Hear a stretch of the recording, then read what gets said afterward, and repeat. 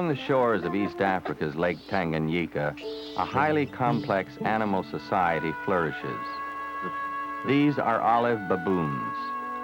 For unknown generations, the young have grown up here as part of a strictly organized community, their lives shaped by tradition, custom, and biological laws of behavior. Now, through the work of a team of scientists headed by renowned animal behaviorist Jane Goodall, there will emerge new insight into the complexities of baboon life.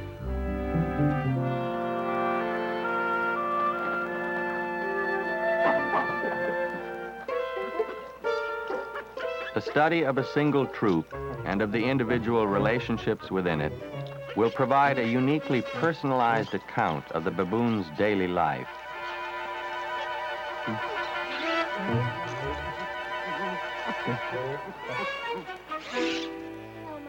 Jane Goodall, her husband, wildlife photographer Hugo Van Lauwick, and their youngster nicknamed Grub have made their home near this beach.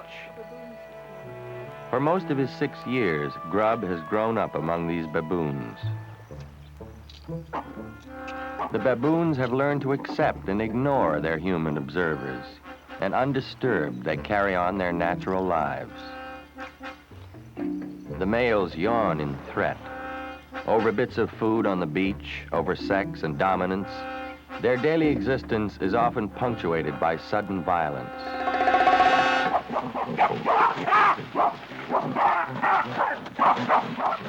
Though fights to the death are rare, serious injuries are common. There is always the danger that their aggression suddenly may be turned against anyone weaker.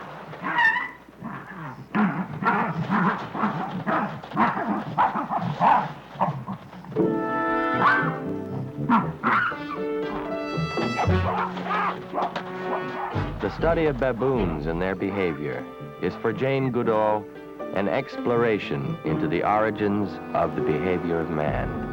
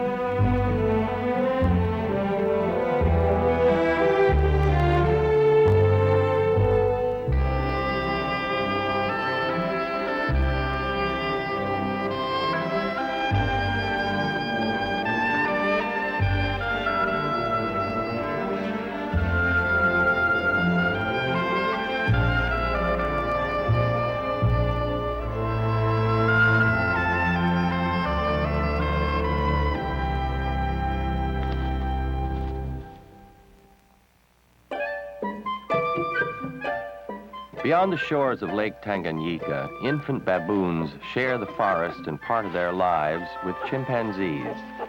Here in Tanzania's Gombe National Park, the two species grow up side by side. It was in 1960 that Jane Goodall first came here to study the chimps and found their lives entwined with the baboons of Gombe. An infant chimp with its higher intelligence uses a weapon in play. Something baboons at Gombe never do.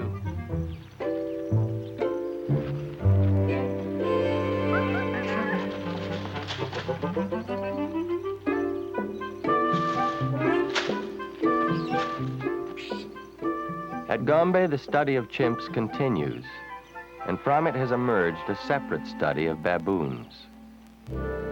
Though young chimps and baboons play together, each species reveals a different level of primate behavior.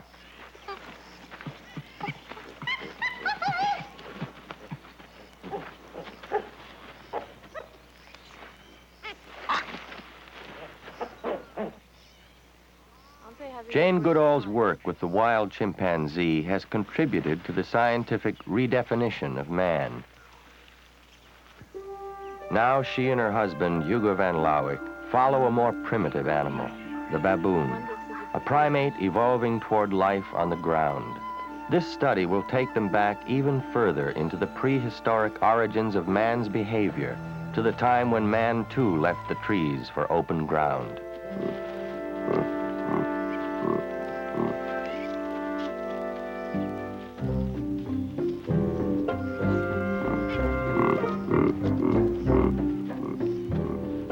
In the morning, the baboon troop emerges from the forest, where it has spent the night in the safety of the trees.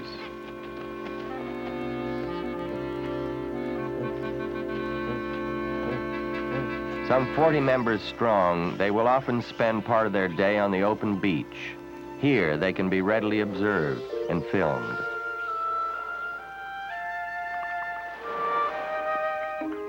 While the chimpanzees seldom leave the forest, the baboons are at home by the fresh water of Tanganyika.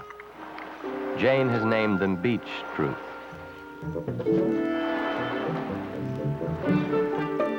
The lake plays an important role in the daily life of the troop. Youngsters, now wary of the waves, may swim when the water is calm. Here on the beach, they receive part of their introduction to troop life.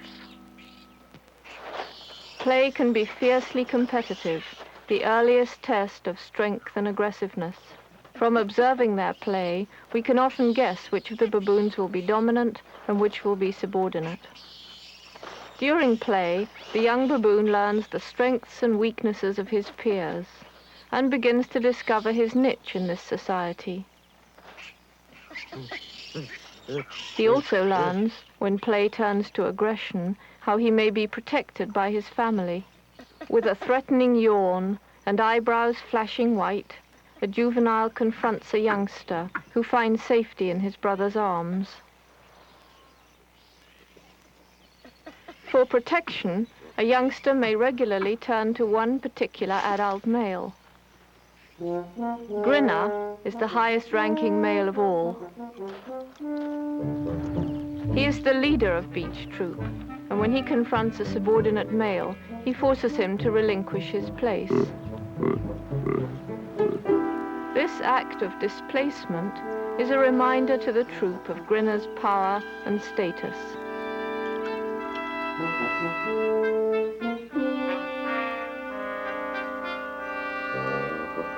Now, within the hierarchy begins a chain reaction. A lower-ranking male is displaced by the baboon displaced by Grinner. And so it may continue, each displaced baboon in turn displacing a lower-ranking animal.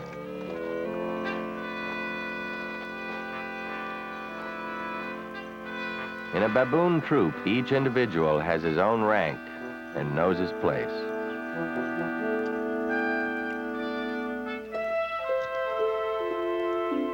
For more than a decade, Beach Troop has been observed. Many of its members have been known since they were infants, making their first awkward attempts to explore the world.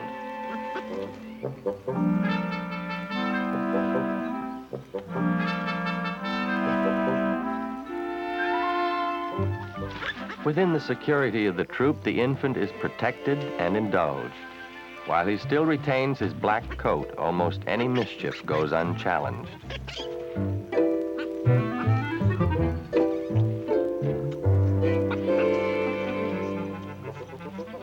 These early weeks may well be the only time of his life when the baboon has no concern about where he ranks in the troop. For the first time, his playfulness is gently repulsed by a nursing mother protecting her infant. The newest member of Beach Troop was only 2 weeks old. We named him Algie.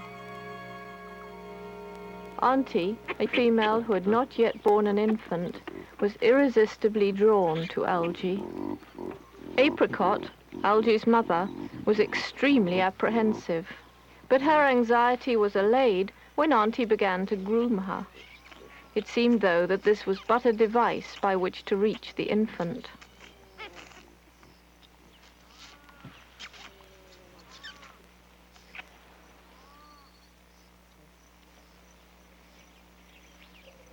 Grooming is a most important activity in baboon social life, maintaining individual bonds among the troop. But for Auntie, it was apparently a ploy to get at Algy.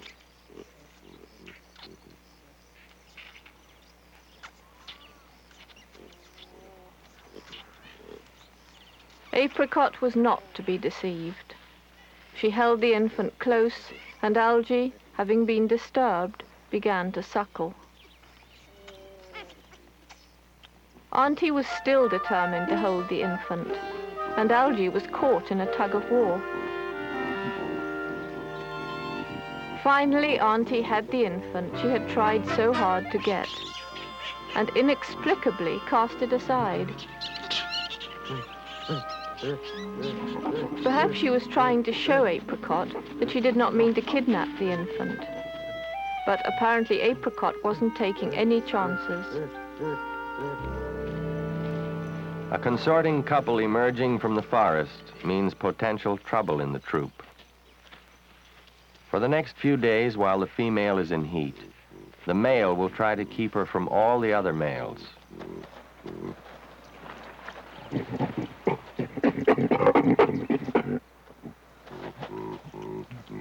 Threatening the male, a rival displays his canines and crowds the consorting couple.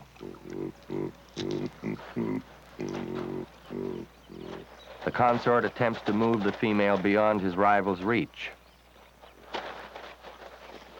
The challenger is undeterred and waits. Despite the consort's threats, the rival holds his ground, and the consort grows increasingly nervous. Finally, after a series of challenges and counter-challenges, the consort appears to be reaching the breaking point.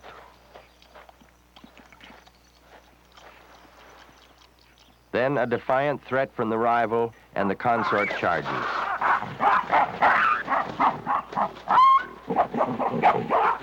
Now tension races through the troop. Other males become caught up in the running battle, threatening and attacking one another.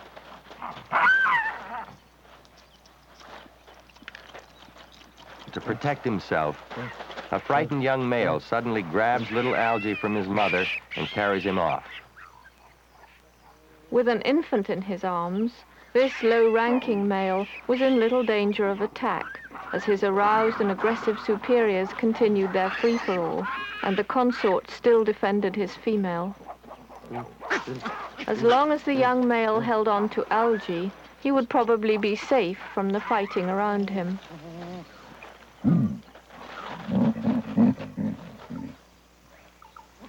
It was obvious that the young male had had little experience carrying an infant. But fearful of attack, he held on to Algy. Algy was only 3 weeks old and had never been so far from his mother before.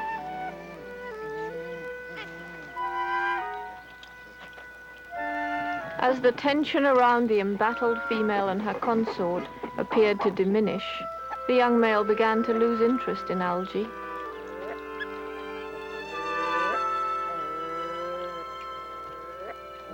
At this age, Algy was barely able to crawl. Unable to reach his mother, he tried to seek comfort from his abductor, who now seemed to ignore him.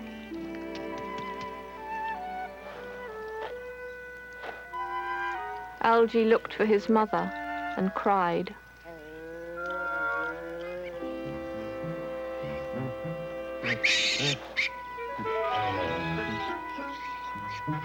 Apparently, the young male was still reluctant to relinquish Algy, yet he could barely cope.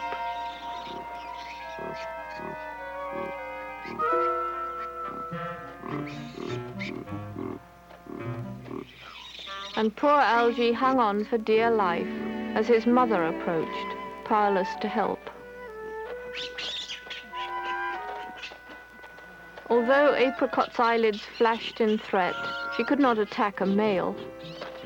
As Algy's captor sat down, Apricot approached from the rear, keeping her distance.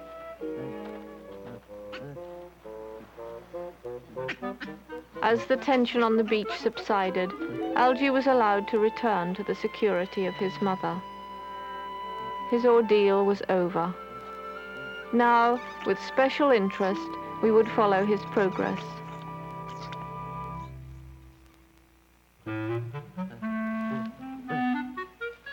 At the age of 5 weeks, for the first time, Algy attempts to climb aboard his mother's back. For an infant baboon hardly able to walk, this is a difficult and precarious trip.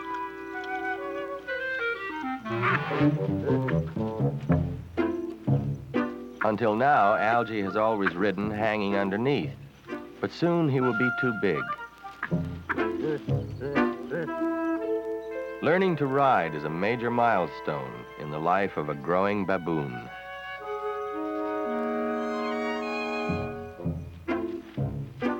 A young baboon will ride his mother's back until about the age of 18 months. But first, Algy must learn to stay aboard.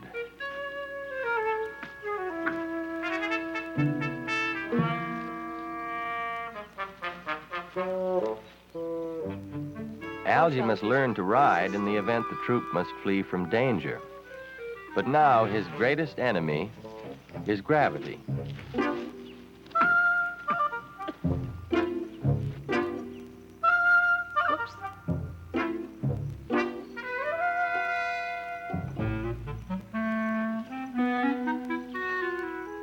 In more than a decade, Hugo van Lawick has filmed more primate behavior than any other wildlife photographer, sometimes in the face of unexpected intrusions. Minnie the mongoose was given to us by a park warden. Despite his name, Minnie is a very aggressive male with incredibly sharp teeth.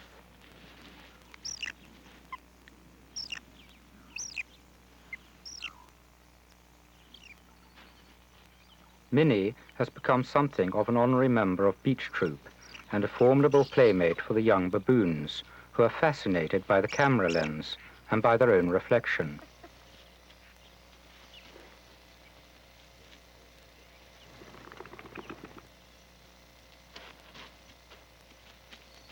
Little Pumpkin, perhaps the liveliest youngster in the troop, had never seen himself before, and if Minnie had his way, he never would. Pumpkin was determined to get at the lens to have a closer look.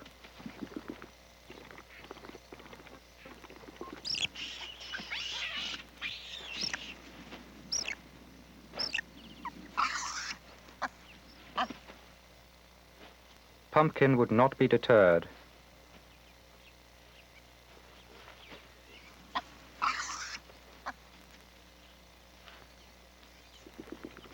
I doubt Pumpkin knew he was looking at himself. He probably thought it was another baboon.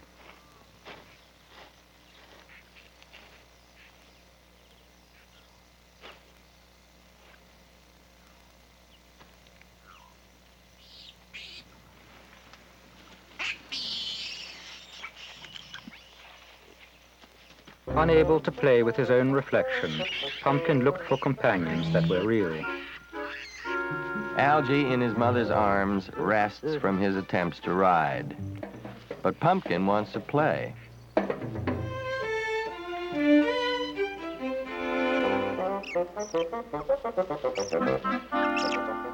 The energy and mischief of young baboons is boundless.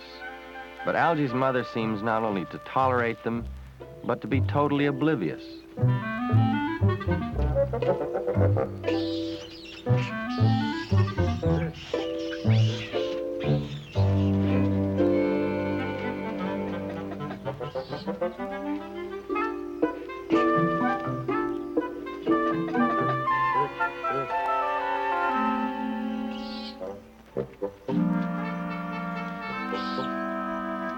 In Pumpkin, only a few weeks older than he, Algy has found his first friend.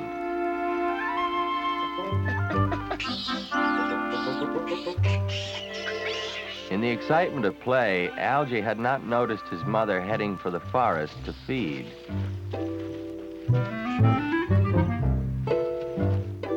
Friendship notwithstanding, Algy's closest tie is still to his mother, and he's hungry too. Pumpkin will have to feed elsewhere. Unlike Algae, Pumpkin is old enough to forage for food himself. In the forest, the baboons of Beach Troop feast on an almost endless variety of foods and have no need to wander far. Within a single square mile, they find not only fruits and nuts, but plants, roots, and edible flowers.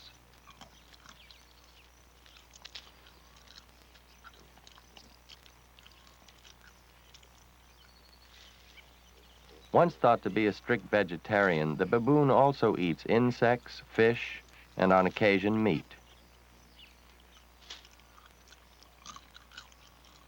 One-year-old Mango was satisfied neither by plants nor fish. Constantly he pursued his mother, trying to suckle, but Marigold was weaning him.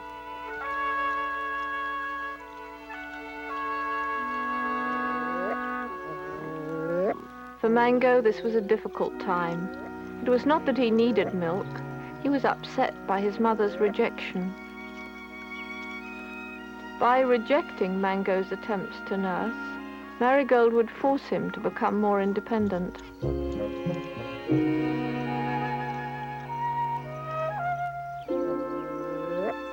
By this time, Marigold probably had little, if any, milk to offer him.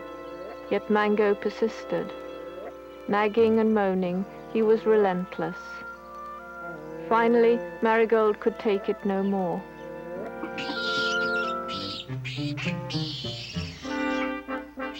Sometimes the weaning process lasts for months.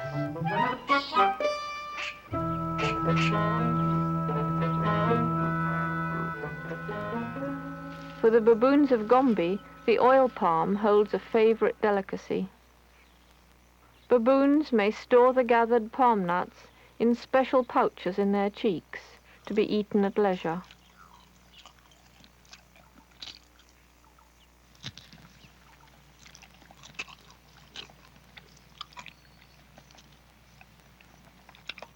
The palm nuts are rubbed on their wrists to clean them of sand and dirt.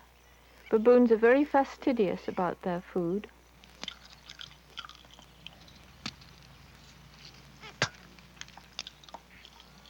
One of their favorite foods creates a special problem. It comes in incredibly sticky pods. Pieces of the pod get into the baboon's fur and stick to their hands and lips. But this problem was to lead to one of our most exciting discoveries. We had seen chimps using tools to clean themselves, but never baboons. So we were amazed one afternoon to see a young baboon pick up a stone to wipe his hands of sticky pods. He was, in fact, using a tool. Into the early afternoon, the baboons of Beach Troop continue to feed.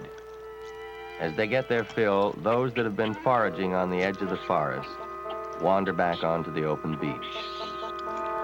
Mango is still crying after his mother, still demanding to be suckled.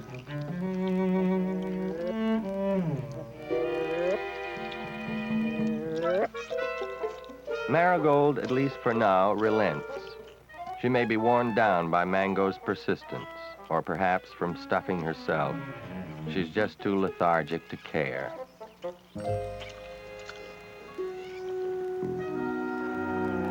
After a morning of feasting, it's siesta time.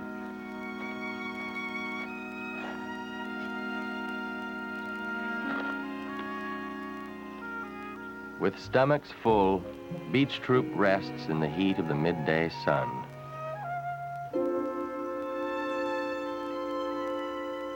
Grinner tries to catch a few winks, if Algae will let him.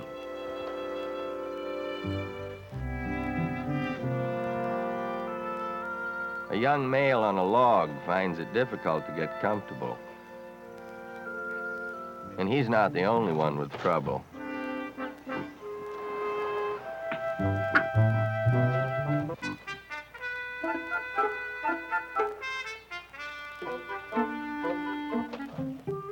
Algae has just begun to groom other baboons.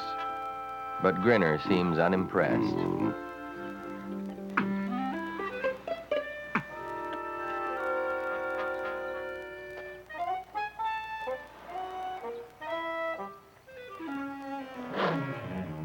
Escaping from algae, Grinner at last finds peace. There are nights on Lake Tanganyika when the African tribesmen fish. Once their boats bore burning torches. Now kerosene lamps are used to attract schools of tiny sardine-sized fish.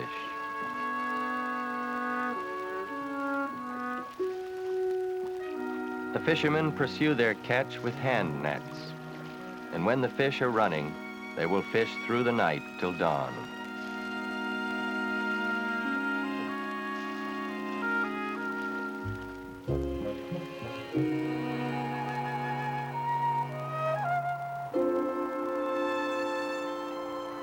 In the morning, when the fishing has been successful, the natives spread their catch in huge circles on the beach to dry in the African sun. Now for the baboons, there's a special treat. Fish dropped from the tribesmen's nets. The more aggressive, not satisfied with a mere snack, are lured to the fishermen's abundant stores.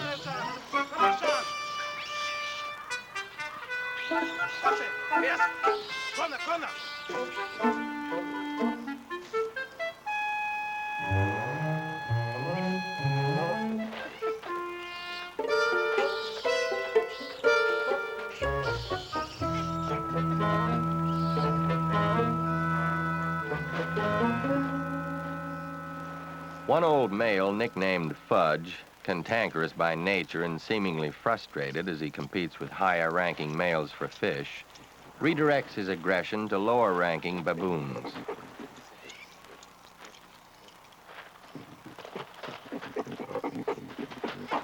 When his ill-tempered threats are ignored, he becomes even more agitated.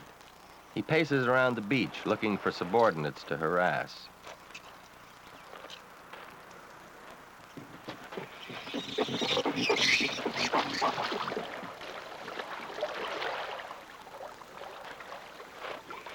Although the young can be intimidated, another adult male has had enough of Fudge and charges after him. The skirmish increases the tension already created by competition over the fish. We have found that a single fight between two baboons can lead to a dozen others. In such a chain reaction, a young juvenile began to bully Mango. Mango was frightened. Aware of the tension within the troop, he sought reassurance from Marigold. For a time, she tolerated Mango's renewed attempts to suckle. She seemed preoccupied with her search for fish. Then suddenly, she turned on him. Moses, an adult male, was attracted by Mango's cries. Mango ran from his mother. Marigold had nipped him on the hand. He sought comfort from Moses, his male protector. And Moses groomed the infant, quieting and reassuring him. Fudge kept stirring up trouble, creating chaos on the beach. While the fighting raged around him, Mango looked to Moses for security. And close to the big male, he now seemed quite content to eat fish.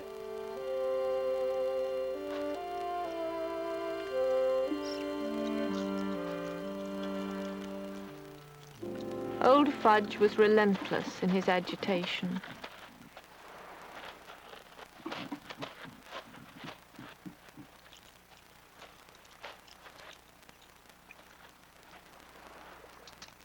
Looking for fish, Moses wandered off, leaving Mango on his own.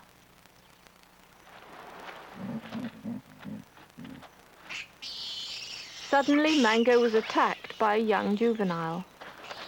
And almost as suddenly, Moses came to his aid.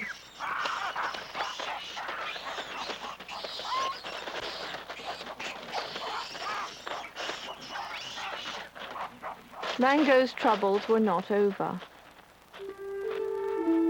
One attacker had been driven off, but when Mango returned to his protector, both would bear the brunt of Fudge's aggression.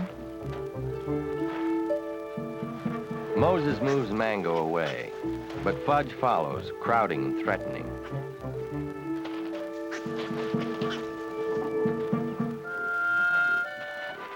Fudge's intentions are a mystery. Does he want to molest Mango, or is he trying to provoke Moses with his yawning threats?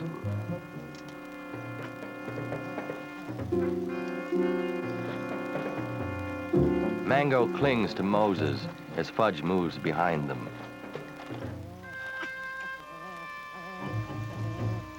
Gingerly, Fudge makes tentative passes at Mango.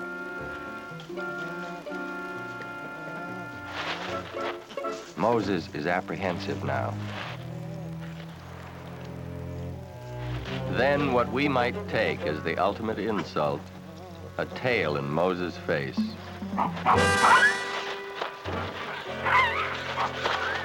Now that he has accepted the challenge, Moses carries the attack to his tormentor, driving Fudge into the water.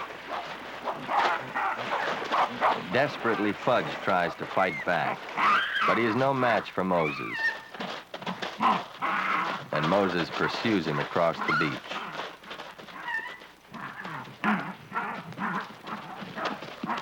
The old troublemaker has finally received his comeuppance.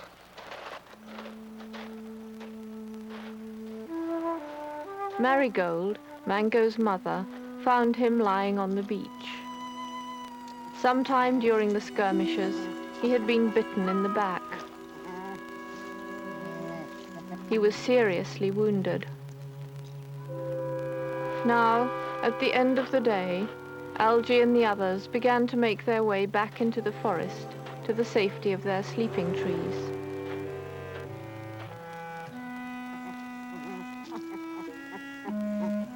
Marigold could not know how badly Mango was hurt. She went to join the troop and left Mango alone to follow as he always had before.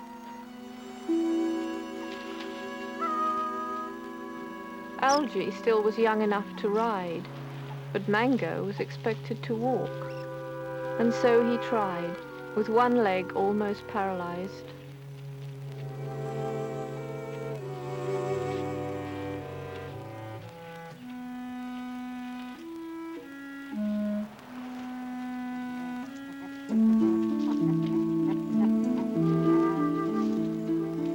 For a few moments, Marigold waited for Mango before moving on. Faltering now, Mango still tried to catch up. Then, exhausted, he had to stop. Later, he would try to go on.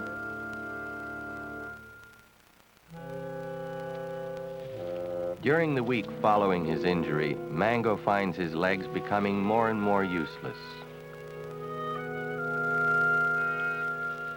Despite the growing paralysis, Mango still drags himself after the troop in search of his mother. Now, when Mango found his mother, she no longer prevented his suckling.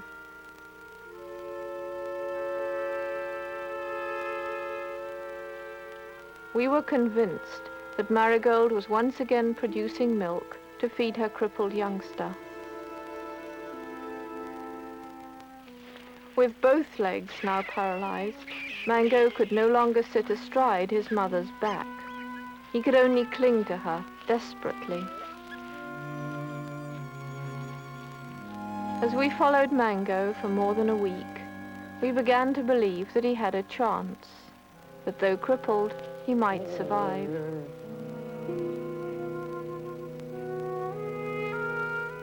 Marigold would often go off and leave Mango stranded. It seemed she never quite understood just how helpless he really was.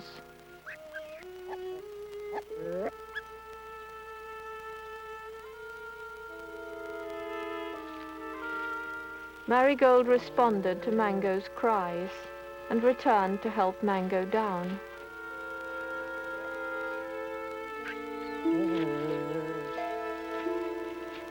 In his helplessness, Mango, like an infant, clung to his mother from below. As we watched Mango's suffering, there was a great temptation to try to help him, but we didn't dare. We would have been instantly attacked by the entire troop. We might have destroyed their trust and terminated our study. And we could only watch helplessly as Marigold wandered off in search of food, leaving Mango behind once more.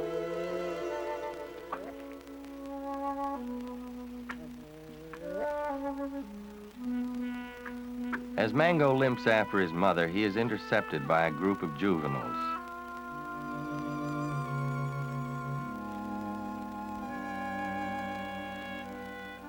They only want to play. But for wounded Mango, normal baboon play is far too rough.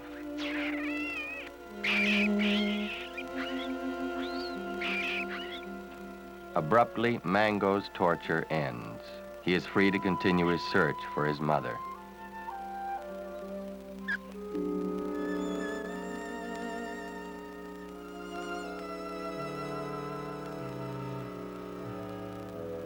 Moses, Mango's protector, has heard his cries.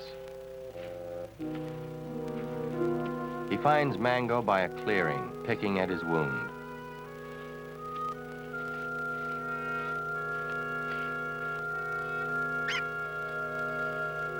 Now Mango can barely walk at all, and with Moses nearby, he no longer tries.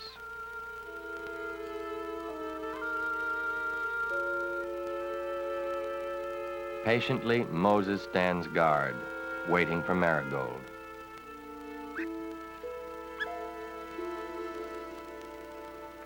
For a long time they waited.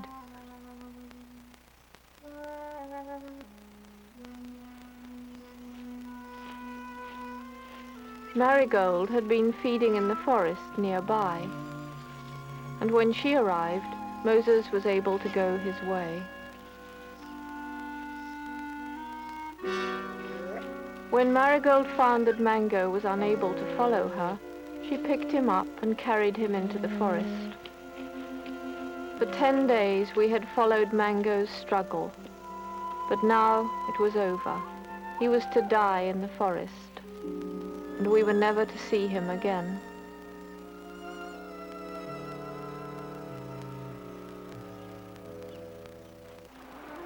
Early one morning, an unfamiliar, solitary baboon is observed walking along the shore. He is slowly moving toward the range Beach Troop regards as its own.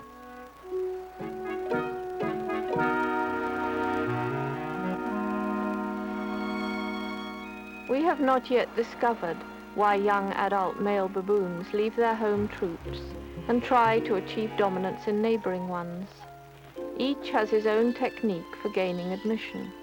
Sometimes they fail and have to move on. We wondered how this one would fare.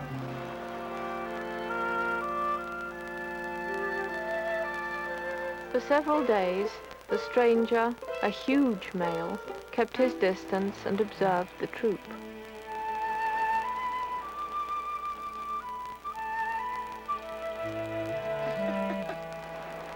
One morning, we noticed the stranger moving closer. It was an exciting moment as we watched him take a position on the outskirts of the troop. Still a good distance away, he was not yet an imminent threat, and the troop, though conscious of his presence, went on feeding. All but the very young ignored him.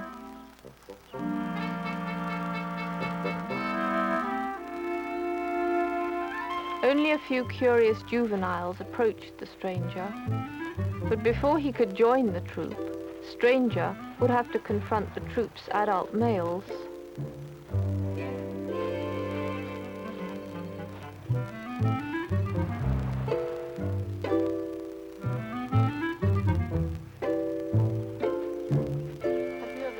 After more than a week of watching stranger hovering around the periphery of Beach Troop, we suddenly saw him make his move into the troop.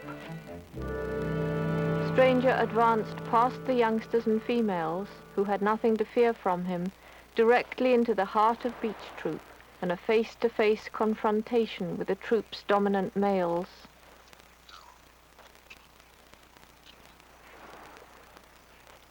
He sat down and waited. To the dominant males, Stranger was an intruder, an outsider suddenly seated in the very midst of their troop, and it caused great tension and turmoil amongst them.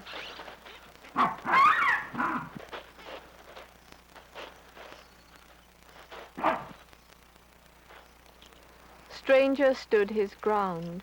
As much as size or strength, a basic ingredient of dominance is bluff.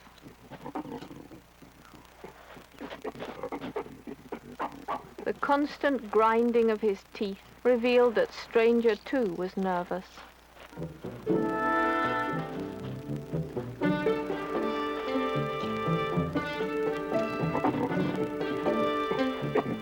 Stranger's greatest advantage was that he was unknown. The others had never seen him fight. They had no idea how powerful he was, or what his weaknesses might be. The showdown is yet to come. For now, Stranger begins to single out the troop's weaker individuals, like Old Fudge, and intimidates them one by one.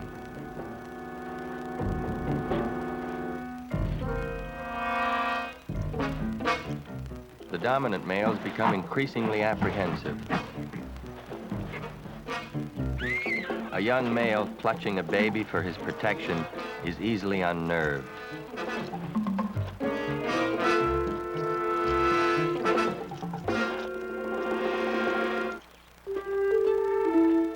Now, a high-ranking male guarding a young female in heat is subjected to Stranger's harassment.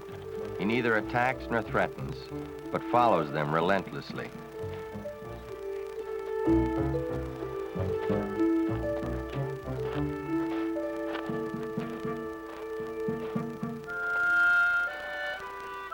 They try to ignore him, but Stranger persists. They cannot escape him.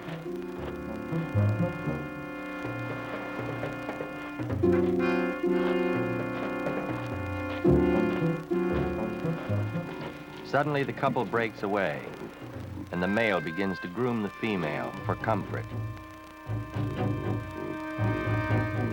To Stranger, it's a sign of the male's growing nervousness, and for the first time, he displays an open threat.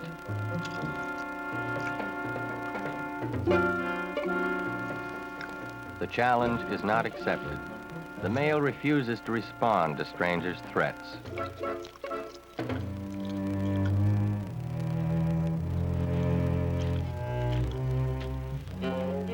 After making a number of the males uneasy, Stranger is ready for more serious confrontations.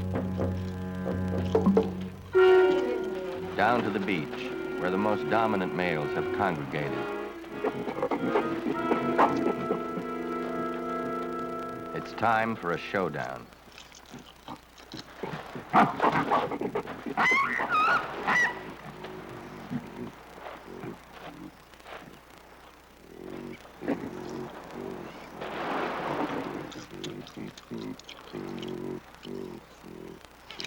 Males huddled together, seeking each other's support. But Stranger's relentless determination finally shatters their solidarity. They break away and scatter. Now Stranger confronts two powerful males who remain and forces the issue.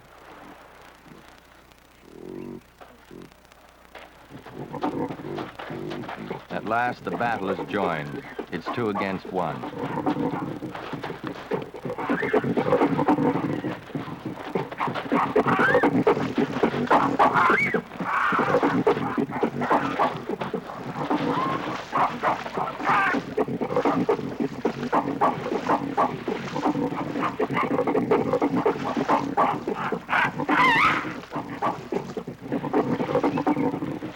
Against their combined strength, Stranger is forced to retreat.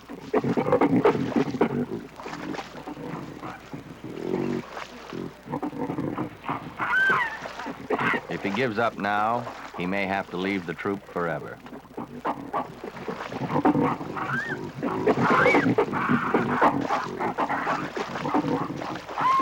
Now Stranger takes the offensive, gradually driving his opponents back onto the beach.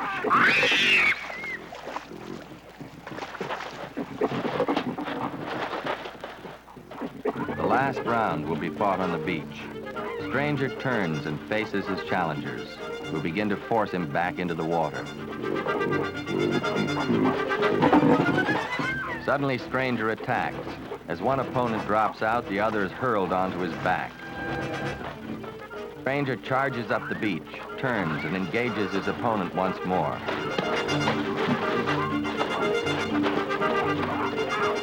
His opponent makes a last token charge and then retreats.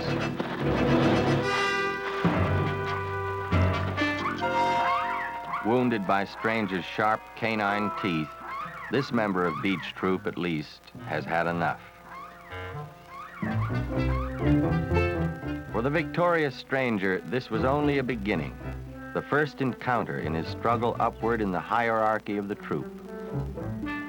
But the male who had just been defeated would not likely challenge him again.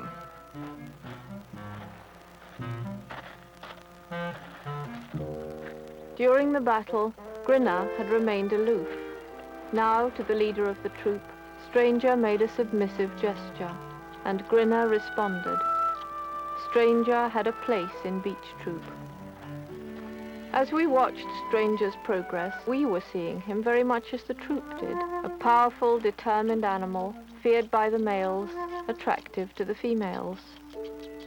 But before reaching this social position, Stranger, like Grinner before him, had had to leave his own troop to achieve high rank. It is the young prime male entering a new troop and eventually confronting the existing leader, who becomes the new, undisputed ruler of a troop.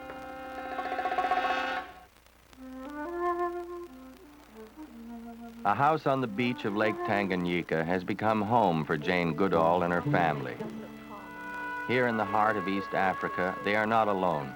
They share the beach and the lake with all the members of Beach Troop. For Pumpkin, a morning swim is a special occasion. For Grub, it is a daily ritual.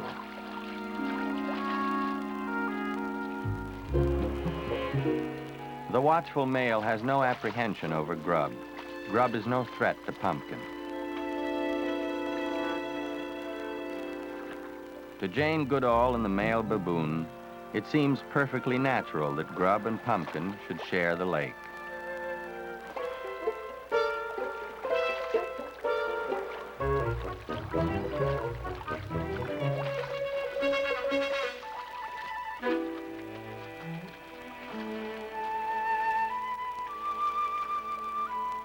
Jane Goodall and her family have been accepted by these wild animals. And side by side, two primate species live in trust and harmony.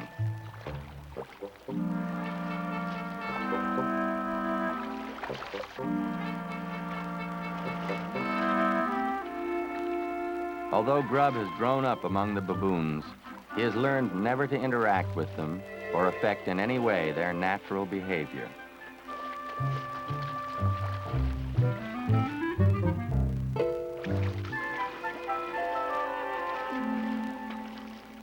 Once more, the troop emerges from the forest to the shores of Lake Tanganyika. The study of Beach Troop will go on, focusing on individual lives and providing a detailed history of this animal society and its behavior. Beyond our scientific interest, individual members of Beach Troop seem to have become part of our lives. We had observed little Algie grow from birth. Now he was old enough to try to join his friend Pumpkin on an old fishing boat. Pumpkin made it look easy to climb aboard.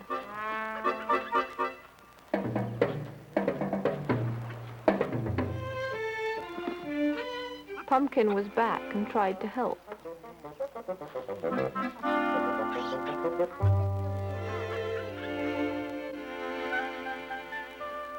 Algy was determined.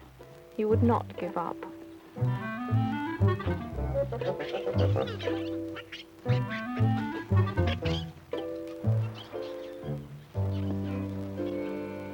Finally, he'd made it, and only a few weeks before, he could barely climb aboard his mother's back.